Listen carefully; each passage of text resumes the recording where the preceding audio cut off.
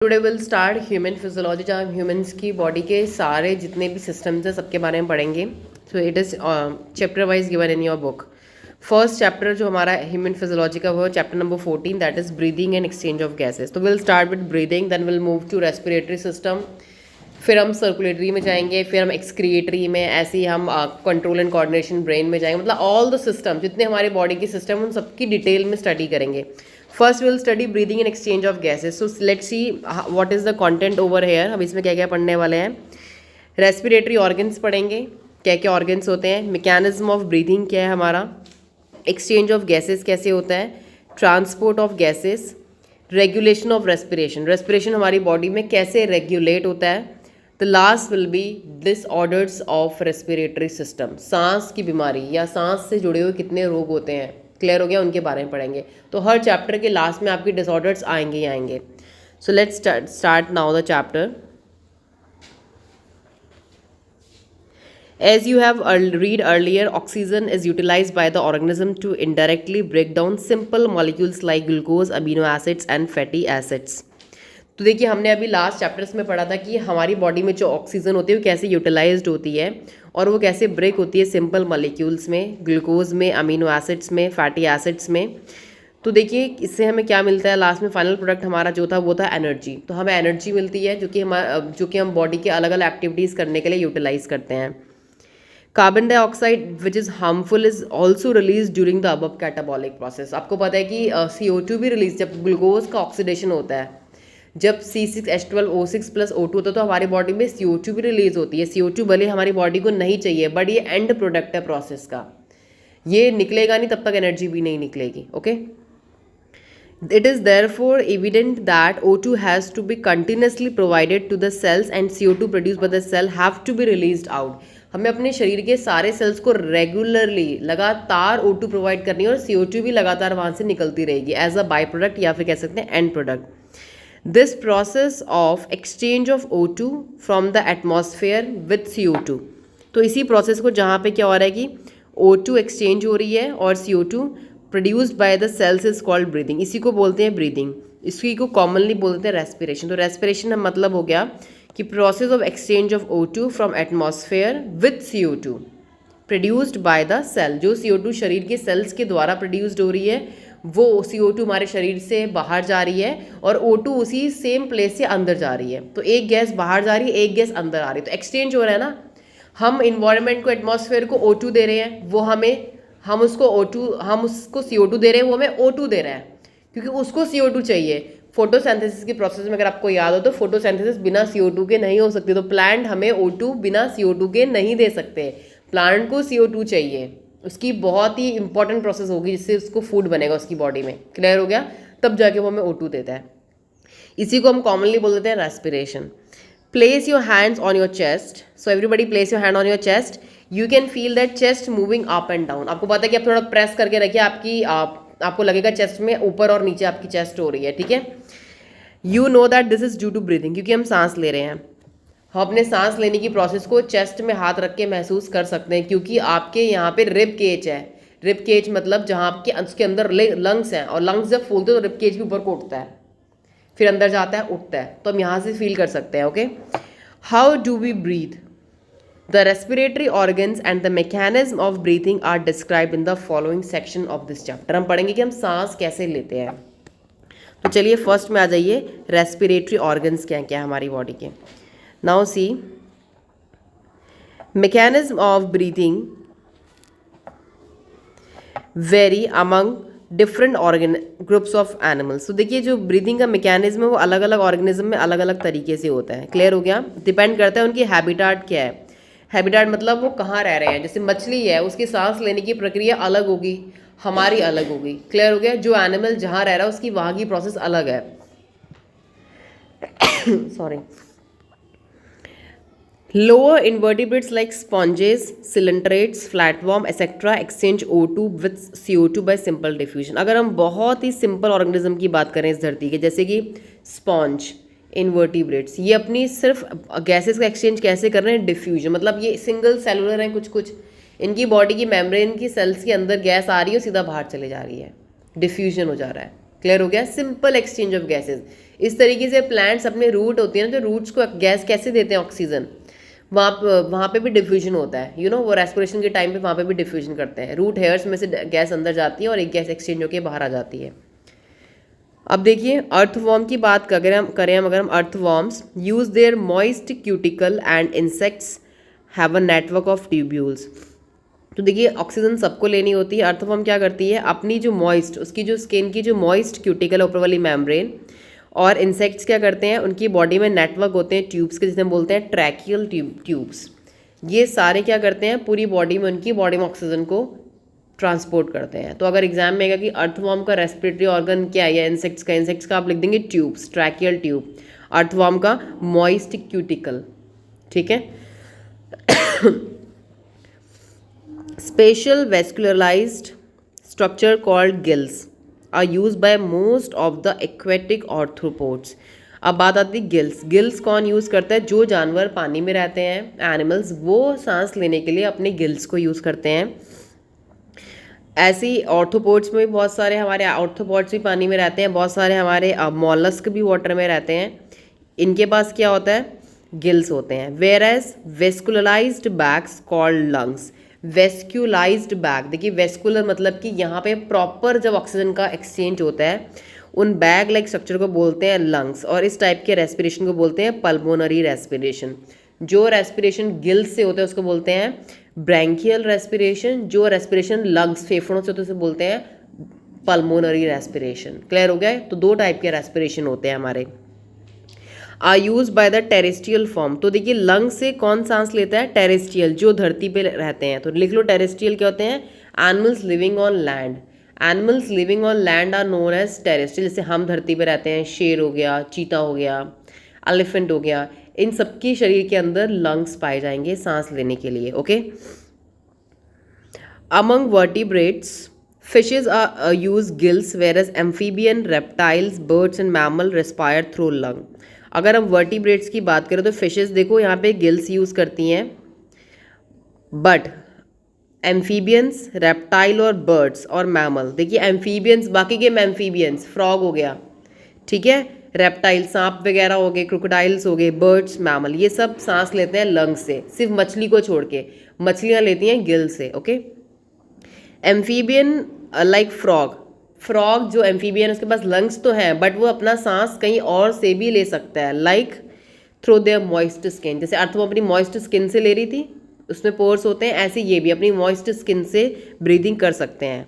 इस टाइप के रेस्पिरेशन को जहाँ पे कह सकते हैं कि हम स्किन से ब्रीदिंग हो रही है, उसको बोलते हैं क्यूटेनियस रेस्पिरेशन, क्योंकि क्यूटिकल होती है ना स्किन में। क्यूटेनियस रेस्पिरेशन आपको पता होना चाहिए, जहाँ पे स्किन से। तो रेस्पिरेशन हमारा 3 टाइप का हो गया, ब्रैंकियल, पल्मोनरी एंड क्यूटेनियस। तो आपको एग्जाम्पल्स इसमें मस्ट आने चाहिए कि एग्जाम्पल्स क्या हैं। चलिए अब आ जाइए नेक्स्ट टॉपिक में, टर्न योर पेज। अब हम पढ़ेंगे human respiratory system. Okay, humans में रेस्पिरेशन देखिए कैसे होता है। Will start now. We have a pair of external nostrils opening out above the upper lips. हमारे पास सबसे पहले जो हमारी पूरी बॉडी जो एटमॉस्फेयर से कनेक्ट हो रही है वो है हमारी नॉस्ट्रल्स। क्लियर हो गया। 2 होल्स जो आपके नाक में है इन्हें बोलते हैं नॉस्ट्रल। यहाँ से हमारा पूरा शरीर एक, हम कह सकते हैं ब्रह्मांड से कनेक्ट हो रहा है। इसी पॉइंट से तो गैस अंदर जा रही है, कान से थोड़ा ना एंट्री है गैस जाने की, एंट्री कहाँ से है, नोज से। क्लियर हो गया। तो ये एक्सटर्नल ओपनिंग है जो लिप्स के ऊपर प्रेजेंट है, इसको बोलते हैं नॉस्ट्रल्स, और ये हमारे पास पेयर होता है। It leads to the nasal chamber through the nasal passage. तो ये नॉस्ट्रल से सीधा ये नेजल पैसेज है। क्लियर हो गया। नेजल चैम्बर है जहाँ से हम नेजल पैसेज से नेजल चैम्बर पे पहुँच रहे हैं। अब देखिए the nasal chamber, nasal passage से हम नेजल चैम्बर में पहुँचे, नेजल चैम्बर से हम पहुँचे इनटू द फेरिंग्स। देखिए फेरिंग्स क्या है, फेरिंग्स आपके नाक से सीधा वो रास्ता है जहाँ तक आपका खाना और हवा सेम जगह, यहाँ तक सेम पैसेज है। क्लियर हो गया। तो मतलब आपकी सांस और आपका खाना यहाँ तक सेम जगह पे जाता है। यहाँ से 2 पाइप बढ़ते हैं, एक आपका विंड पाइप बन जाता है, एक आपका ईसोफेगस फूड पाइप बन जाता है। समझ में आ गया। तो खाना और हवा कहाँ तक सेम जाती है, फेरिंग्स तक। ये सबको याद रखना है, फेरिंग्स तक। फेरिंग्स के बाद 2 में पार्ट बढ़ जाता है, क्योंकि आपका खाना अगर हवा वाले पाइप में चलेगा तो आप मर जाएंगे। आपने देखा भी खाना खाते खाते आप बोल रहे हैं, इट्स यू स्टार्ट कफिंग, बहुत बुरी तरीके से होता ना कि सांस नहीं आ रही, खाना अटक जाता है, होता है। इसलिए कभी खाना खाते हुए बोलना नहीं चाहिए, क्योंकि फूड का जो एक पार्टिकल भी है ना वो, क्योंकि यहाँ से तो स्प्लिट हो रहा है, यहाँ तक तो वो सेम रास्ते में आ रहे हैं, यहाँ से वो डिवाइड हो रहा है, हवा इधर चले जा रही है फेफड़ों में, खाना हमारा चला जाता है पेट में। अगर खाना हमारा सांस वाली नली में चले गया है, मेन बर्न पाइप में, तो प्रॉब्लम हो जाती है बहुत ज़्यादा। ओके, अब देखिए, the pharynx opens into लैरिंग्स। Pharynx कहाँ खुलता है? लैरिंग्स में। और किसकी हेल्प से? एक ट्यूब की हेल्प से, जिसे बोलते हैं ट्रैकिया। क्लियर हो गया? लैरिंग्स is a cartilaginous box which helps in sound production. देखो, लैरिंग्स को वॉइस बॉक्स भी कहते हैं, जहाँ से मैं बोल रही हूँ या आप बोल रहे हैं जहाँ से, वो आपका वॉइस बॉक्स होता है। क्लियर हो गया? तो देखिए, production and hence called sound box, यहाँ लिखा भी हुआ है, इसको हम साउंड बॉक्स भी कह सकते हैं। During swallowing, glottis can be covered by a thin elastic cartilaginous flap called epiglottis। ये देखो बहुत इंपॉर्टेंट आ गया। देखो, मैंने आपको क्या बताया कि जब हम खाना खा रहे हैं फेरिंग्स तक, तो वहाँ के बाद फेरिंग्स दो पार्ट्स में टूट रहा है। अब बात आती है कि खाने को कैसे पता है प्रोटी को कि मुझे सिर्फ फूड पाइप में जाना है, why it's not going to the wind pipe, क्योंकि डिवीजन तो ऐसे है पूरा। ये क्यों होता है? जैसे ही आप खाना खाते हैं, अब खाना अंदर करने की कोशिश करते हैं, तो वहाँ पे एक फ्लैप होता है ऐसे कवर, वो आपकी सांसरी नली को ऐसे कवर कर देता है ताकि खाना आपका इधर स्लिप हो जाए, समझे? वरना खाना उधर भी तो जा सकता है। जब ऐसे करते हैं ना एवरीबॉडी, अंदर खाना जब हम निगलते हैं, निगलते हैं, जब हम स्वेलो करते हैं, स्वेलोइंग, वो स्वेलो क्यों हो रहा है? क्योंकि वहाँ पे एपिग्लॉटिक्स है, एक फ्लैप है, किसका बना हुआ? कार्टिलेजिनियस, सॉफ्ट बोन बिल्कुल, वो ऐसे कवर कर लेता है, और इधर से आपका जो खुला होता है वहाँ से आपका फूड अंदर पेट में चले जाता है। समझ में आया? ये चीज़ आपको याद रखनी। Epiglottis a thin elastic cartilaginous flap cover like structure. ठीक है, अब आ जाइए ट्रैकिया। ट्रैकिया देखिए क्या है? Trachea is a straight tube extending up to the mid thoracic cavity which divides at the level of fifth thoracic vertebra into right and left primary bronchi. तो trachea straight tube है। आप diagram में देखो, लैरिंग्स के नीचे आपका trachea है, लैरिंग्स के नीचे आपका ट्रैकिया है, दिख रहा है लंबा सा सबको? ये क्या है? विंड पाइप, लिख लो ब्रैकेट में, विंड पाइप, हवा वाला पाइप। ये वो पाइप है जो कि लंबा है, स्ट्रेट है। ये आपकी mid thoracic cavity, thoracic cavity सुन लो क्या होता है? थोरेसिक कैविटी होती है चेस्ट कैविटी।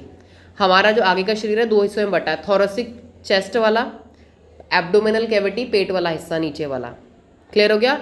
अब देखो, थोरेसिक और पेट वाले हिस्से को कौन सी चीज बांट रही है? हमें कैसे पता चल रहा है कि हमारा ये पेट वाला हिस्सा और ये थोरेसिक सांस वाला? डायफ्रेजम, डायफ्रेजम देखो नीचे लगा हुआ है जस्ट आफ्टर लंग्स, देखा? वो हमारा उसके नीचे जस्ट पेट वाला हिस्सा शुरू है। क्लियर हो गया? तो diaphragm separates thoracic cavity from abdominal cavity. ठीक है, एब्डोमिनल मतलब पेट वाला हिस्सा आपका। अब देखो ट्रैकिया पे आइए, ट्रैकिया पे ध्यान दो। ट्रैकिया दो हिस्सों में बट गया, एक इधर राइट चले गया, एक लेफ्ट साइड चले गया। दिख रहा है सबको? राइट और लेफ्ट साइड ट्रैकिया दो लाइन से बट गया है। और ये ट्रैकिया हमारा बटता कहाँ पे है? Fifth thoracic vertebrae. अब इधर देख लो वर्टिब्रे क्या होते हैं। आपने अपना बैकबोन पढ़ी है पीछे वाली, 1 2 3 4 5 6 7, पूरी सीरियल अरेंजमेंट होती है हड्डी के टुकड़ों की। फिफ्थ वाले पे, यहाँ से अगर मैं काउंटिंग करूँगी गर्दन के जस्ट नीचे से, हमारे जो मन के होते हैं हिंदी में बोलते हैं, 1 2 3 4 5, फिफ्थ वाले पे, फिफ्थ वो भी थोरेसिक का, चेस्ट वाले का फिफ्थ वाले तक हमारा बाद में ट्रैकिया डिवाइड, एक ऐसे एक ऐसे। मतलब यहाँ पे भी मतलब एक एक्यूरेसी है कि हमारी बैकबोन के अगर हम करस्पॉन्डिंग में पढ़ेंगे तो किस हिस्से पे जाके हमारे पीछे से अगर हम देखेंगे तो लंग्स कहाँ पे डिवाइड हो रहे हैं, ट्रैकिया कहाँ पे डिवाइड हो रहा है। ट्रैकिया जो दो पार्ट में बढ़ रहा है वो फिफ्थ थोरेसिक वर्टिब्रे में, पांचवें वाले में बढ़ रहा है। ये भी याद रखना है आपको, ठीक है, एमसीक्यू में ये आ सकता है। Into right and left bronchi. अब देखो राइट एंड लेफ्ट ब्रोंकाई में चले गए हमारे दो पार्ट्स, ठीक है। अब देखो ब्रोंकाई के बाद क्या है, bronchi undergoes repeated divisions to form the secondary and tertiary bronchi and bronchioles ending up in a very thin terminal bronchioles। अब देखो जो हमारे ब्रोंकाई हैं ये आगे जाकर के प्राइमरी ब्रोंकाई, फिर सेकेंडरी ब्रोंकाई, फिर टर्शियरी, मतलब और अलग अलग ब्रांचेस में बढ़ता जा रहा है और फाइनली फिर सब हमारे किस में एंडिंग कर रहे हैं, ब्रोंकियोल्स में। लास्ट हमारा आ रहा है ब्रोंकियोल। देखो डायग्राम में ब्रोंकियोल का है, जो लास्ट पार्ट है ना ब्रांच का, लास्ट पार्ट जहाँ पे अभी बलून्स बनेंगे, लास्ट पार्ट को ब्रोंकियोल कहते हैं। और ब्रोंकियोल की टिप्स में अब हमारे आने वाले हैं एल्वुलाई। ये मेन चीज़ आपको याद रखनी है। ब्रोंकियोल की टिप्स पे आने वाले हैं एल्वुलाई, मतलब balloon like sac, SAC structure, pouch. ठीक है, अब देखो क्या है, the trachea, primary, secondary and tertiary bronchi and initial bronchioles are supported by an incomplete cartilaginous ring. Each terminal bronchiole give rise to a number of very thin, alveoli के बारे में बता रही हूँ, very thin irregular walled and vascularized bag like structure called alveoli. तो हर एक bronchiole की tip में एक bag like, balloon like structure से हम बोल रहे हैं alveoli. अब एक चीज़ आपकी यहाँ पे रह गई है, देखो ट्रैकिया में अगर आप डायग्राम में देखोगे ना ट्रैकिया, तो ट्रैकिया के ऊपर आपको गोल गोल से रिंग्स दिख रही हैं, दिख रही है रिंग्स, गोल गोल छल्ले जैसे दिख रहे हैं। एक्चुअली ये कार्टिलेजेनियस रिंग्स होते हैं। कैसे, कार्टिलेजेनियस। इसका काम क्या होता है, देखो सपोज आपके पास एक ट्यूब है और उस ट्यूब में अगर कोई भी एयर नहीं है तो वो ट्यूब कोलैप्स हो सकती है। कोलैप्स मतलब चिपक सकती है। अगर मैं यहाँ पे ऐसे रिंग्स डाल दूँ बीच बीच में, तो वो कभी भी चिपकेगी नहीं, ऐसे कोलैप्स नहीं होगी, हमेशा ऐसी रहेगी, एयर हो या ना हो। समझ में आ गया।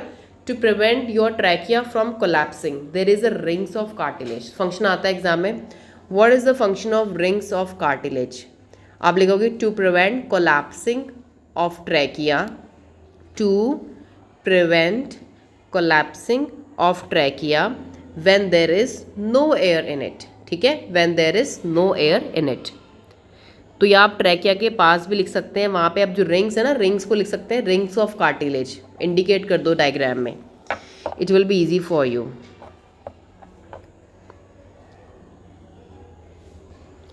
The branching network of bronchi, bronchioles and alveoli comprise the lung. अब जो ब्रांचिंग हमारी होगी वहीं से हमारे लंग स्टार्ट हो गए हैं।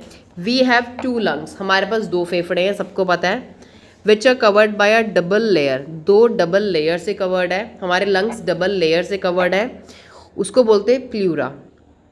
ठीक है, लेयर का नाम है प्ल्यूरा, क्योंकि उसके अंदर प्ल्यूरल फ्लूइड है, उसके अंदर प्ल्यूरल फ्लूइड है, मतलब हमारे फेफड़ों के चारों तरफ मेम्ब्रेन है और उसके अंदर एक फ्लूइड फिल्ड है, जिसकी वजह से क्या हो रहा है, it reduces friction on the lung surface.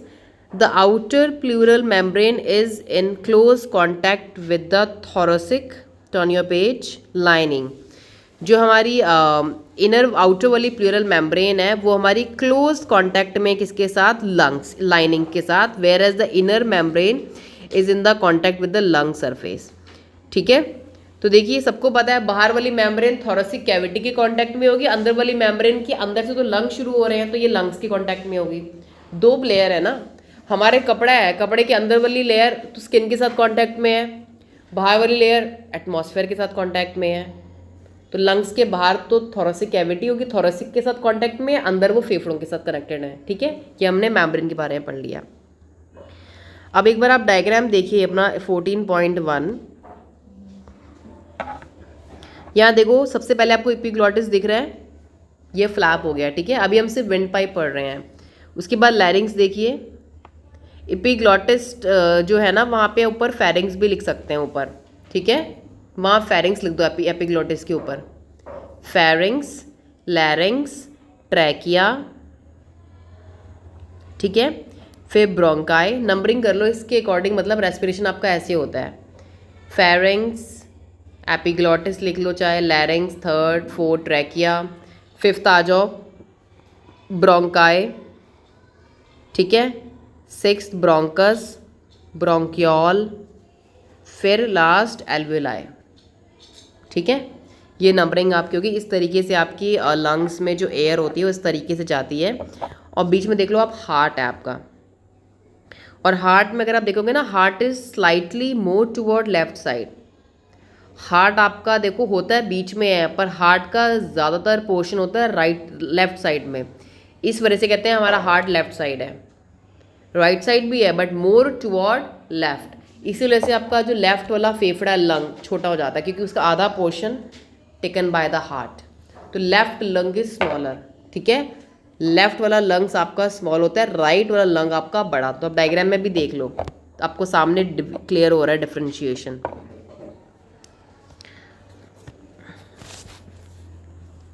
Okay, now come to the next page number 185. We'll complete this para. The part starting with the external nostril up to the terminal bronchioles constitutes the conducting part. तो देखिए जो हमारा start हो रहा था नाक से, नाक के छेद नॉस्ट्रिल से स्टार्ट हो रहा था और लास्ट तक हमारी ऑक्सीजन गई थी ब्रोंकियोल्स तक।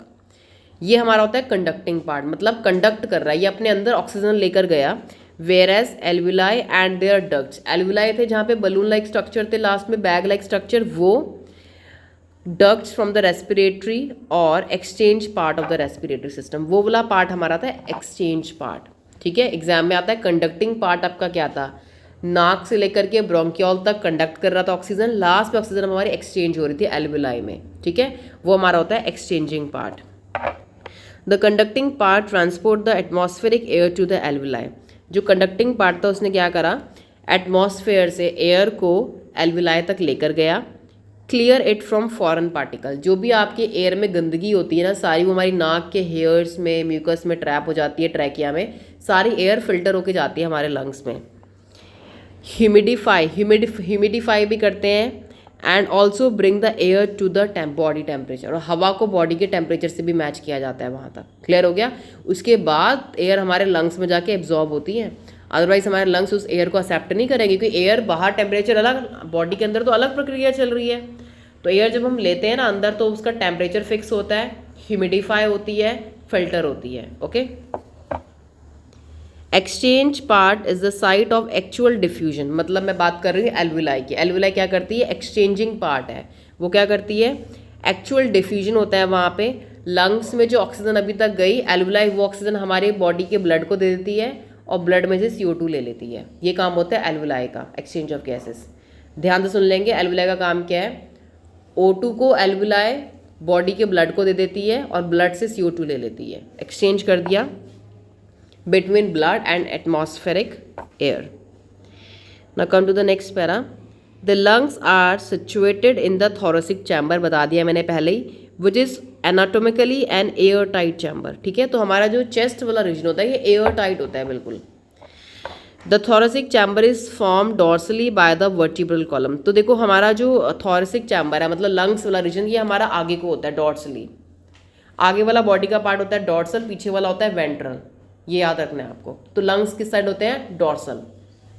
ठीक है, और किससे पकड़ा हुआ होता है लंग्स को, स्टर्नम। स्टर्नम आप अपने स्केलेटन में देख सकते हैं, जो आगे की बोन थी ना, जब मैं रिबकेज आपको पढ़ा रही थी अभी, हमने एक वो पढ़ा था मॉडल ह्यूमन वाला, जहाँ से रिबकेज की बोन्स जुड़ रही थी, वो स्टर्नम है, बीच वाली बोन। स्केलेटन में भी दे रखा है, सामने देखो ऊपर जहाँ से ज्वाइन हो रहा है। ठीक है, स्टर्नम हो गया। लेटरली बाय रिब्स, फिर रिब्स होती हैं साइड्स में, and on lower side by a dome shaped diaphragm, और लास्ट में हमारा एक डोम ऐसे करके नीचे होता है डाइफ्रेजम थोरेसिक कैविटी में। डायग्राम में देख लो अब डाइफ्रेजम कहाँ होता है। The anatomical setup of lungs in thorax in such a way that any change in the volume of the thoracic cavity will be reflected in the lungs pulmonary cavity. तो देखिए हमारा इस तरीके से सेटअप होता है पूरे लंग्स वाले हिस्से का, कि थोड़ा सा भी अगर कोई चेंज हमारा थोरेसिक कैविटी में होता है, चेस्ट कैविटी में जहाँ लंग्स है, वो चेंज हमारा रेस्पिरेशन में भी इफेक्ट करेगा, लंग्स में भी। क्लियर हो गया। Such an arrangement is essential for breathing, ऐसी अरेंजमेंट इसलिए की गई है क्योंकि ये ब्रीदिंग के लिए बहुत इंपॉर्टेंट है। As we can not directly alter the pulmonary volume, हम डायरेक्टली अपनी पल्मोनरी वॉल्यूम को चेंज नहीं कर सकते, इसलिए पहले कोई चेंज थोरेसिक कैविटी में होगा, फिर जाके वो लंग्स के अंदर चेंज होगा। Now come in the respiration, कि हम स्टेप्स पढ़ते हैं। ठीक है, तो रेस्पिरेशन आप पूरा ये स्टेप से लर्न कर सकते हैं फाइनली। फर्स्ट देखिए क्या है, ब्रीदिंग और पल्मोनरी वेंटिलेशन, मतलब हवा देना, वेंटिलेशन मतलब हवा लेके जाना अंदर। ठीक है, by which atmospheric air is drawn in drawn मतलब अंदर एटमॉस्फेरिक ऑक्सीजन गई, and CO2 reach alveolar air is released out. जो एयर हमारे अंदर गई और वही जो एयर एल्यूलाई तक गई, वही एल्यूलाई ने CO2 हमारी बॉडी से ली और उसको रिलीज आउट किया। पॉइंट को ध्यान से समझो, यहाँ पे बहुत इंपॉर्टेंट पॉइंट है। इन क्या जा रहा है और आउट क्या आ रहा है। जैसे इन O2 गए एल्यूलाई तक, वैसे ही CO2 एल्यूलाई तक बाहर आएगी। फिर वही पैसेज जो रेस्पिरेशन का था ना, वो उल्टा चलेगा। एरो उल्टे बना दोगे, नोज से आप CO2 बाहर फेंक देंगे। ओके। दूसरा देखिए, diffusion of gases O2 and CO2 across alveolar membrane. तो हमारा जो गैसेस का डिफ्यूजन होगा वो भी किसकी हेल्प से होगा, एल्व्यूलर मेम्ब्रेन की हेल्प से। थर्ड देखिए, transport of gases by the blood. फिर ब्लड हमारे शरीर से सारी गैसेस को ट्रांसपोर्ट करेगा। फोर्थ देखिए, diffusion of O2 and CO2 between blood and tissue. फिर ब्लड में जो O2 चली गई और फिर वो टिश्यूज़ में जाएगी, वहाँ से जो CO2 जो वेस्ट गैस है वो वहाँ से वापस आ जाएगी, ताकि वो सेम जगह से कहाँ तक पहुँच सके, एल्यूलाई तक पहुँच सके। लास्ट देखिए, utilization of O2 by the cells for catabolic reaction. फिर जो O2 सेल्स में गई, वो O2 हम क्यों सांस ले रहे हैं, क्योंकि वो O2 हमारी बॉडी के सेल्स में जा रही है और वहाँ पे कैटाबॉलिक रिएक्शन हो रही है। मतलब O2 हमारे बॉडी के सेल्स में जो ग्लूकोज पहुँचा है उससे रिएक्ट कर रही है और ATP प्रोड्यूस, मतलब एनर्जी प्रोड्यूस कर रही है। क्लियर हो गया। लास्ट पॉइंट को ध्यान से समझो, utilization of O2 by cells for catabolic reaction, मतलब रेस्पिरेशन लिख लो वहाँ ब्रैकेट में, एंड रिजल्टेंट ऑफ CO2। तो कैटाबॉलिक रिएक्शन मतलब क्या होता है कि हमारी बॉडी में ब्रेकडाउन फेज आई है। कैटाबॉलिक रिएक्शंस को बोलते हैं ब्रेकडाउन फेज, मतलब glucose is breakdown to release energy. Okay. और फोटोसिंथेसिस को बोलते हैं एनाबॉलिक, क्योंकि वो होता है प्रिपरेटरी या सिंथेसाइजिंग फेज। वहाँ बनता है कुछ, यहाँ पे कुछ टूटता है। कैटा एंड एना डिफरेंस आपको आना चाहिए। क्लियर हो गया। यहाँ पे लिखा भी हुआ है cellular respiration in as dealt in chapter 12 में हमने पढ़ा था पूरा, ठीक है, आपको यहाँ पे एक्सप्लेन किया था। तो ये हमारे बेसिक स्टेप्स क्लियर हो गए इसके बारे में। नेक्स्ट आ जाइए एक बार, मैकेनिज्म ऑफ ब्रीथिंग। अब देखिए हम कैसे ब्रीथ करते हैं। इसमें हम पढ़ेंगे इंस्पिरेशन और एक्सपीरेशन दोनों प्रोसेस, ठीक है। इंस्पिरेशन मतलब O2 को अंदर ले जाना, और एक्सपीरेशन मतलब होता है O2 को बाहर करना। तो देखिए मैकेनिज्म ऑफ ब्रीथिंग में क्या है, breathing involves 2 stages, inspiration during which atmospheric air is drawn in, बाहर की एयर अंदर जाना, inspiration, and expiration by which the alveolar air is released out, जो एयर एल्व्यूला में भरी है वो बाहर रिलीज करना, इसको बोलते हैं एक्सपिरेशन। इन सिंपल बोल सकते हैं इनहेलेशन, एक्सहेलेशन लिख सकते हैं आप वहाँ पे। इंस्पिरेशन को इनहेलेशन भी कहते हैं और उसको एक्सहेलेशन या एक्सहेल या इनहेल भी कह सकते हैं। The movement of air into and out of the lungs is carried out by creating a pressure gradient between the lungs and the atmosphere। ये बहुत इंपॉर्टेंट बात है, आपको ध्यान से सुनना है कि जो मूवमेंट है हमारा, देखिए एयर हमारे लंग्स में क्यों जा रही है, या लंग्स से एयर बाहर CO2 बाहर क्यों जा रही है, ये सिर्फ किस वजह से जा रही है, क्योंकि वहाँ पे एक प्रेशर ग्रेडियंट क्रिएट हो रहा है, प्रेशर ग्रेडियंट बिटवीन लंग्स और एटमॉस्फेयर में। इंस्पिरेशन कैन ऑकर, अब ध्यान से सुनना, inspiration can occur if the pressure with in the lungs, अगर हम सांस तब लेते हैं, देखो कब लेते हैं सांस, जब pressure with in the lungs is less than the atmospheric pressure, तभी तो अंदर O2 जाएगी। ध्यान से सुनना, जब लंग्स के अंदर प्रेशर कम होगा एज कंपेयर टू एटमॉस्फेयर, तब हम क्या लेंगे, सांस अंदर, ठीक है। इसको बोलते हैं intra pulmonary pressure, that is there is a negative pressure in the lungs, lungs में माइनस प्रेशर है with respect to atmospheric pressure. First point clear. अब दूसरे में आ जाओ। सिमिलरली एक्सपायर, हवा बाहर, सांस बाहर कैसे छोड़ रहा है, अभी देखो आप सांस अंदर भी ले रहे हो बाहर भी छोड़ रहे हो, आपको पता ही नहीं आप क्यों कर रहे हैं। देखो एक्सपायरेशन कब कर रहे हैं हम, व्हेन द इंटर मतलब लंग्स के अंदर, इंट्रा पल्मोनरी प्रेशर, लंग्स के अंदर हवा ज़्यादा है, air is more as compare to atmospheric pressure, तब जाके हम फेफड़े भर जाएंगे, तभी तो बाहर छोड़ेंगे, फिर हम क्या करेंगे, एक्सपायरेशन करेंगे, मतलब एक्सहेल करेंगे, ठीक है।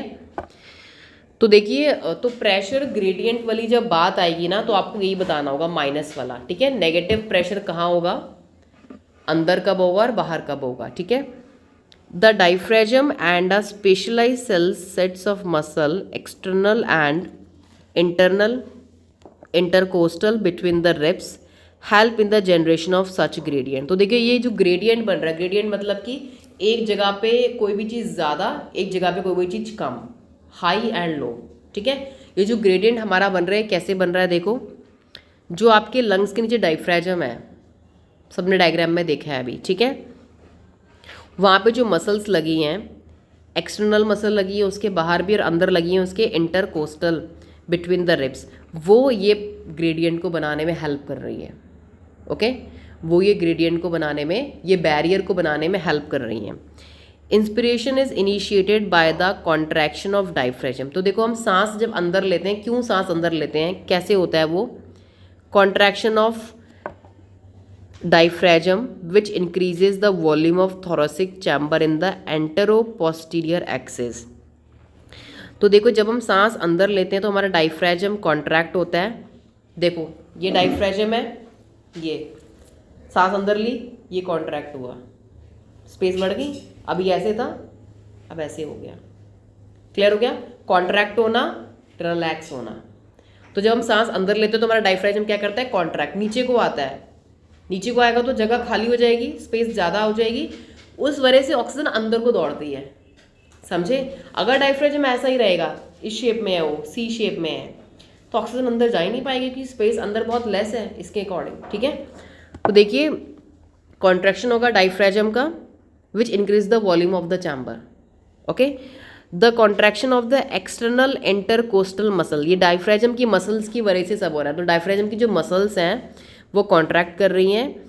लिफ्ट अप द रिब्स, वो ही रिब्स को, हमारे जो पूरा जो रिब केज है, पूरा हड्डियों का जो पूरा ढांचा है लंग्स के ऊपर, उसको ऊपर को उठा रही है।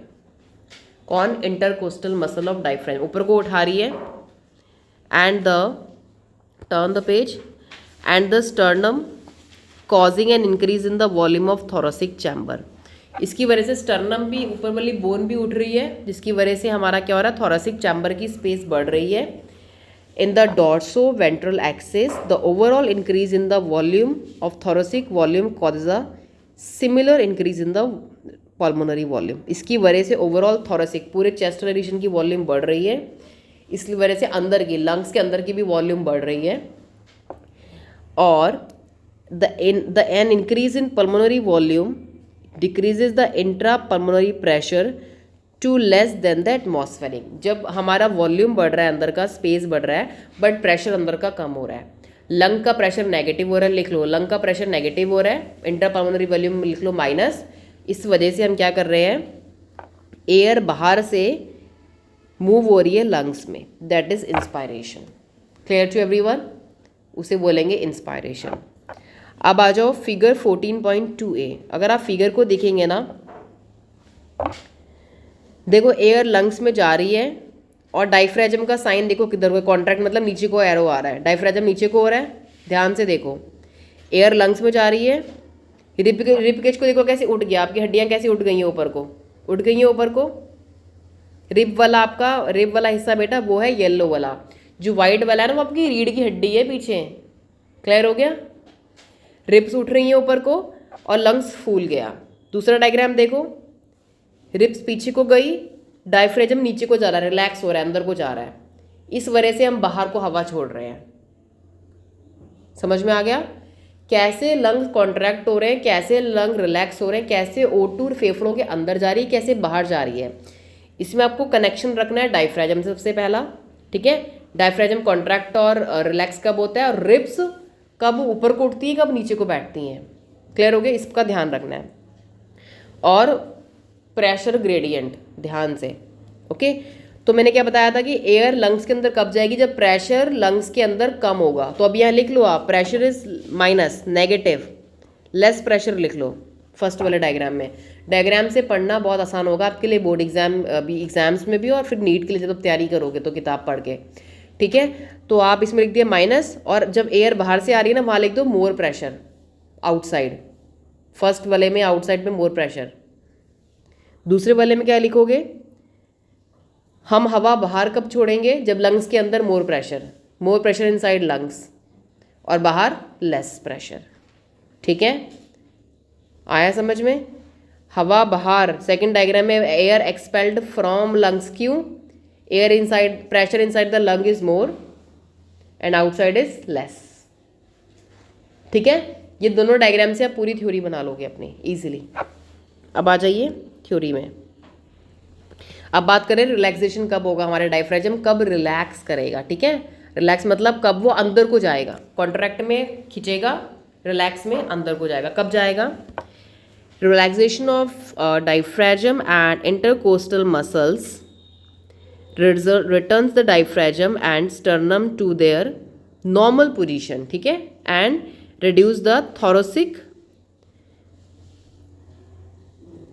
volume and thereby the pulmonary volume को क्या करेगा, reduce करेगा। ठीक है, this leads to the increase in the intrapulmonary pressure to slightly above and atmospheric pressure causing the expulsion of air from the lung।